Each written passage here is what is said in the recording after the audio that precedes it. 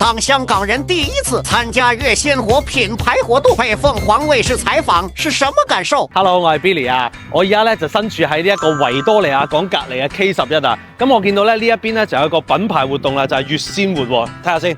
哇嗱，講真啦，如果可以喺呢一個尖沙咀呢一個無敵海旁隔離擺得呢一個嘅活動嘅話咧，公司冇啲實力咧都應該搞唔掂啦。佢哋嘅品牌咧應該係咁耐以嚟係奶類製品嘅公司咧喺呢一度咧擺個攤位去做推廣喎，真係要為我哋嘅國產奶類品牌咧點個大讚。而家佢哋嘅品牌活動咧，仲有啲免費嘅牛奶可以俾大家試飲下先添喎。好，哇！仲有我哋有冠軍郭晶晶做代言人添喎，真係犀利。平時我見到我哋深圳炸子雞啲同事咧，朝頭早咧都愛嚟做早餐咁飲嘅喎。我諗大家咧都好注重想有足夠嘅營養啊，所以朝頭早咧就飲呢個奶。最好嘅部分咧就係呢個配料表啊，你見到佢咧乾乾淨淨，淨係得生牛乳，細路仔飲咧就絕對放心啦。嗱，等我而家即刻又飲下先。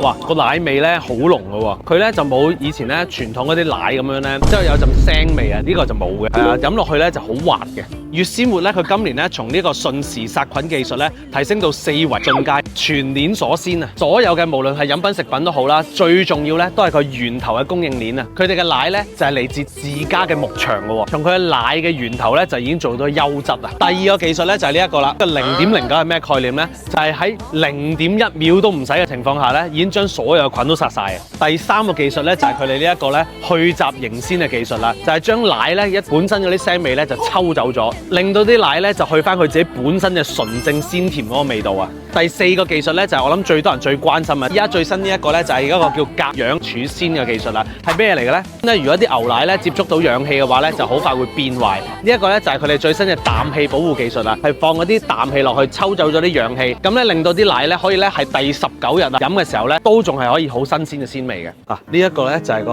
粵鮮活啊！嗱，佢尋日先至喺香港有個正式發佈會咧，喺香港咧已經度度都有得賣啦。咁聽講咧佢唔單止咧喺香港呢一邊，未來咧仲會進軍呢個國際市場添。而家大家想買咧都方便好多啦。嗱，以前咧好多時就話，哎呀，啲國際大品牌需要呢啲高科技技術啊！其實我哋中國製嘅鮮奶水平咧，絕對已經係可以對得上國際嘅標準噶啦，甚至乎咧我哋更加可以彎道超車添。作為一個中國人啦，見到我哋中國咁多奶類嘅品牌咧衝出國際咧，我喺內心咧都覺得好驕傲。未來咧應該喺世界各地咧就更加多機會咧見到呢個粵鮮活呢個品牌。每個人咧我哋見到咧都要推廣一下，呢個咧就係我哋中國人自己嘅驕傲嘅鮮奶。